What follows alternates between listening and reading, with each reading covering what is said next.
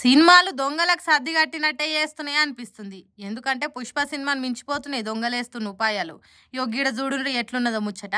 సార్లు పోలీస్ సార్లు ఇక ఒక్కొక్కటి చిన్నగా తీయండ్రి సార్. అబ్బరకొండే కార్ల కళ్ళు పెట్టుకునే జాగల్ని దాచిండులే.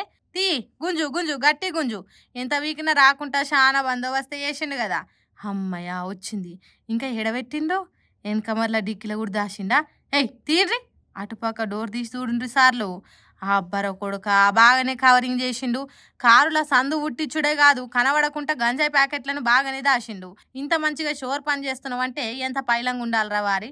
ఉత్తగానే పోలీసులకు దొరికి పోతావా అనుకుంటుర్రా. అయ్యో ఇక్కడ తలకాయ నేలకేసి కూర్చున్నాడు ఉత్తగా దొరకబట్టేటోడు కాదట. ఇప్పటికే ఇట్లా ఎన్నో తీర్ల గంజాయి ప్యాకెట్లను జిల్లా రాష్ట్రాలు దాటిచ్చిండట. పోలీసుల చేతికి చిక్కకుండా పొట్టు పొట్టు డ్యాపులు చేసిండట. మరి ఎట్లు ఉపాయం వేసిండ్రో పోలీసులు ఏమో గాని వరద పోయే కాడ వలబెట్టి చేపలు జోపుకొని వచ్చినట్టు పోలీసులు కాడ కావలుండి సిక్కుల్లో పడేటట్టు చేస్తే దొరికిండా సామి. ఇంతకు ఇతగాడి పేరేందో చెప్పలేదు కదా. మొన్న పుట్టినరోజు చేసుకున్న మెగాస్టార్ పేరు గదే చిరంజీవి. ఆ సార్ తీరుగానే కొండవీటి దొంగ, జేబు దొంగ, అడవి దొంగ, మంచు దొంగ అనే సినిమాలలో చిరంజీవి యాక్టింగ్ చేస్తే ఈ చిరంజీవి నిజంగానే దొంగతనాలు చేసిండు. సినిమాలో ఆఖరికి యాక్టింగ్ చేసిన వాళ్ళు హీరోలు అయితే ఇక్కడ మనోడు ఖైదీ అయిండు. జైలుకు పోయి షిప్పకూడ తినాల్సి వస్తున్న సార్లు. పోలీస్ సార్లు జర గట్టిగా చెకింగ్లు చేయండ్రి. సినిమాలలో పుష్ప చేసిన దానికంటే ఎక్కువ ఉపాయాలు వాడుతున్నారు దొంగ బడవేగాళ్ళు.